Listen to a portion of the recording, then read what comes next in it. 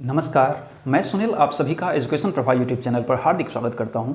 आज मैं फिर से उपस्थित हूं आपके अनुसंधान की कक्षा में, जिसमें एक महत्वपूर्ण इस दृष्टिकोण से, जो कि खास करके एनटीए नेट की परीक्षा में निश्चित रूप से इसमें से एक क्वेश्चन से दो क्वेश्चन रहता है, निश्चित रूप से रहता है।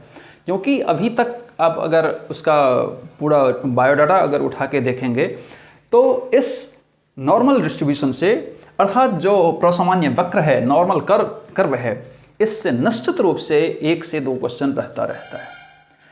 तो इस दृष्टिकोण से बेहद महत्वपूर्ण है और आज हम इसके सारे पहलू को जानेंगे कि ये होता क्या है। दरअसल अगर हम देखेंगे कि प्रसामान्य वक्र या प्रसामान्य वितरण वक्र जिसको हम कहते हैं, वो कब होता है, क्या होता है।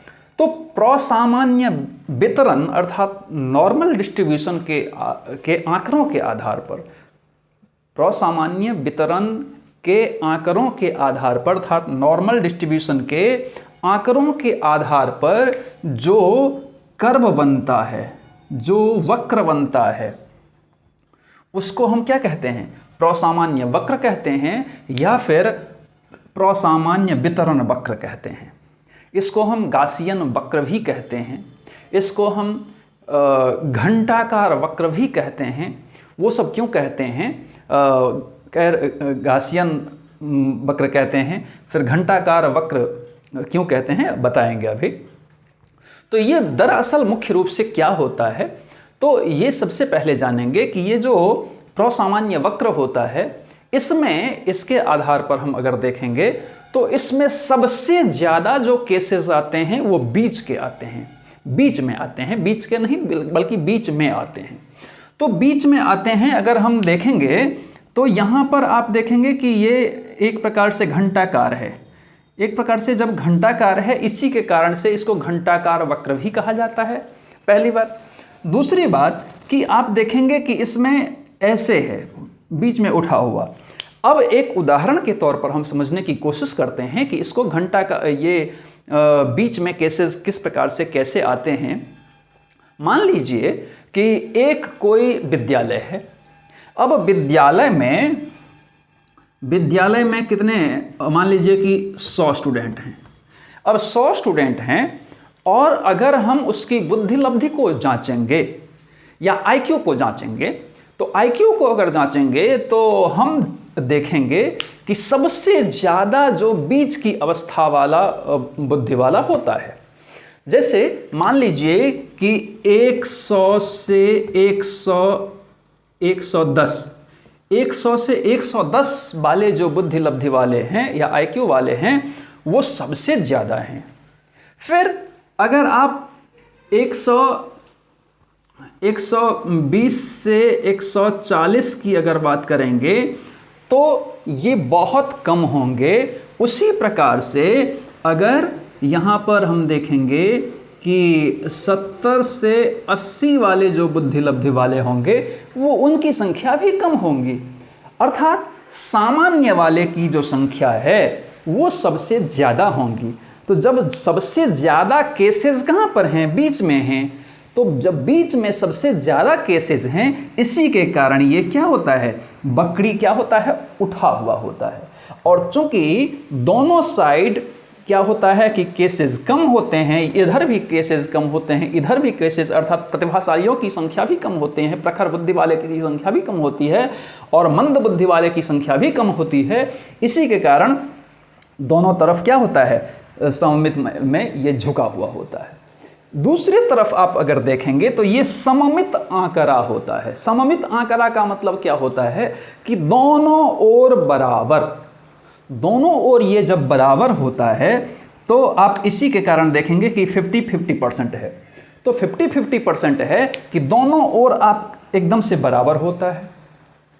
तीसरी इसकी जो विशेषता है कि ये कभी भी अपने आधार रेखा, जिसको कि हम बेस लाइन कहते हैं, बेस लाइन को कभी भी टच नहीं करेगा, कभी भी टच नहीं करेगा। अगर वो टच करेगा तो गड़बड़ हो जाता है। ये क्यों होता है कि बेस लाइन को वो टच नहीं करता है? क्योंकि इसका ये जो बेस लाइन को टच नहीं करता है, इसका मतलब है कि ये अनंत तक जा सकता है, इसका कोई छोड़ नहीं होता, इसका कोई ओर छोड़ नहीं होता है। ये कहाँ तक जाएगा, कहाँ तक नहीं जाएगा, कोई ओर छोड़ नहीं होता है। इसके कारण से ये एकदम से सटा हुआ आधार रेखा से नहीं होता है। तीसरी चीज़ अगर देखेंगे तो हम यहाँ पर देखते हैं कि ये जो थोड़ा सा उठा हुआ है और इसके बीच में अर्थात जो मध्य बिंदु है, इसको हम मध्य बिंदु कह सकते हैं कि इसका जो मध्य बिंदु है उसी पर इसका मीन, मीडियन और मोड दोनों होते हैं। अर्थात माध्य, माध्यिका और बहुलक तीनों ही क्या होता है, एक स्थान पर होता है। तीसरे में देखेंगे कि इसके दाएं तरफ क्या होता है, प्लस होता है, बाएं तरफ क्या होता है, माइनस होता है। तो दाएं तरफ प्लस, बाएं तरफ माइनस। इस प्रकार से हम इसको जानेंगे कि किस प्रकार से ये जो प्रसामान्य वक्र होता है, नॉर्मल कर्व होता है या नॉर्मल डिस्ट्रीब्यूशन कर्व होता है, तो इसमें इस प्रकार के आंकड़े होते हैं। मैंने आपको बताया था कि प्रसामान्य वितरण के आधार पर, तो वितरण जिस प्रकार से प्रसामान्य सामान्य वितरण होता है, उस वितरण के आंकड़ों के आधार पर जो वक्र बनता है, जो कर्व बनता है, उसी को हम क्या कहते हैं, नॉर्मल कर्व कहते हैं या नॉर्मल डिस्ट्रीब्यूशन कर्व कहते हैं। इसके बाद हम अगर देखेंगे तो ये सबसे इंपॉर्टेंट आपका ये फिगर होता है। ये फिगर इसलिए होता है कि इसमें से क्वेश्चन आना है, निश्चित रूप से तय है लगभग, समझिए। ये आपका चाहे वो फर्स्ट पेपर हो या सेकंड पेपर हो, निश्चित रूप से इसमें से आता है, दोनों में आता है, फर्स्ट पेपर में भी आता है, सेकंड पेपर में भी आता है। इसको समझिए। ये जो आप घंटाकार देख रहे हैं, इसमें बीच में एक कर्व लाइन गुजर रही है, जिसको कि हम क्या मान लेंगे, 0 मान लेंगे। अब ये इसका जो माध्य है, मीन है, अब इसमें आप देखेंगे कि यहाँ पर बेस लाइन से इधर अर्थात दाईं तरफ +1 सिग्मा, +2 सिग्मा, +3 सिग्मा, +4 सिग्मा इस प्रकार से रहता है। इसी प्रकार से अगर बाईं तरफ हम देखेंगे तो -1 सिग्मा, -2 सिग्मा, -3 सिग्मा और -4 सिग्मा है। इसमें अगर हम सही तरीके से देखेंगे तो इसमें -1 सिग्मा से लेकर के +2 +1 सिग्मा तक की जो दूरी है, या फिर आप ऐसा कहते हैं कि कुल क्षेत्र का जो -1 सिग्मा से +1 सिग्मा तक की जो दूरी है या माध्य है, उसका वो क्षेत्रफल कितना है, 68.26%। 68.26% ये -1 सिग्मा से लेकर के +1 तक है।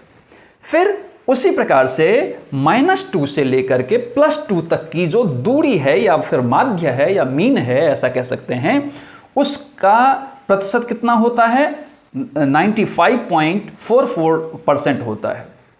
उसी प्रकार से अगर हम -3 सिग्मा से लेकर के +3 सिग्मा की तक की बात करेंगे तो 99.73% होता है। और वहीं पर अगर हम -4 सिग्मा से लेकर के +4 सिग्मा तक की अगर हम बात करेंगे तो ये कितना, इसका क्षेत्र कितना होता है, कुल क्षेत्र का 99.97% होता है। अर्थात ऐसा हम कह सकते हैं कि इसका जो कुल क्षेत्र होता है, इस कर्व लाइन का जो कुल क्षेत्र होता है, इसका -1 से +1 के बीच की जो दूरी होती है, मीन की, माध्य की, उसकी दूरी का जो क्षेत्रफल होता है वो कितना होता है, 68.26% होता है। वैसे ही -2 से +2 तक की जो दूरी या कुल क्षेत्र का होता है वो 95.44 होता है। उसी प्रकार से -3 से +3 तक की जो दूरी या क्षेत्रफल के जो माध्य की दूरी होती है या परसेंटेज होता है वो 99.73% होता है। और साथ में जो -4 सिग्मा से लेकर के +4 सिग्मा तक के कुल क्षेत्र का के माध्य की जो दूरियां होती हैं या क्षेत्रफल होता है, ऐसा कह सकते हैं, वो कितना होता है? 99.97% होता है।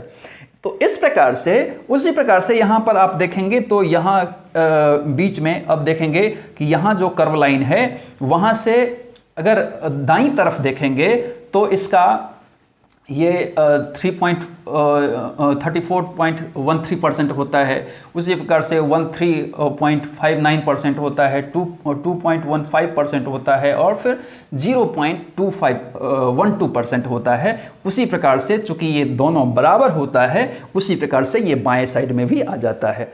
तो ये कर्व लाइन जो होता है ये कभी भी, ये अनंत होता है, कभी भी ये टच नहीं कर सकता है, ऐसे आप टच उसको नहीं कर सकते हैं। ये हमेशा इनफाइनाइट होता है, अनंत होता है। तो अनंत होता है, तो मुझे लगता है कि ये जो नॉर्मल डिस्ट्रीब्यूशन है या प्रसामान्य वितरण वक्र है, इसको आप बेहतर ढंग से जाने होंगे। इसी प्रकार से पढ़ने के लिए आप एजुकेशन प्रभा यूट्यूब चैनल को सब्सक्राइब कीजिए, लाइक कीजिए, शेयर कीजिए और साथ ही बेल आइकन को ज़रूर प्रेस कीजिए ताकि आपको आने वाले सभी वीडियो मिलती रहे। और साथ ही मैंने इस के डिस्क्रिप्शन बॉक्स में आप टेलीग्राम लिंक को भी ज्वाइन कर सकते हैं। धन्यवाद।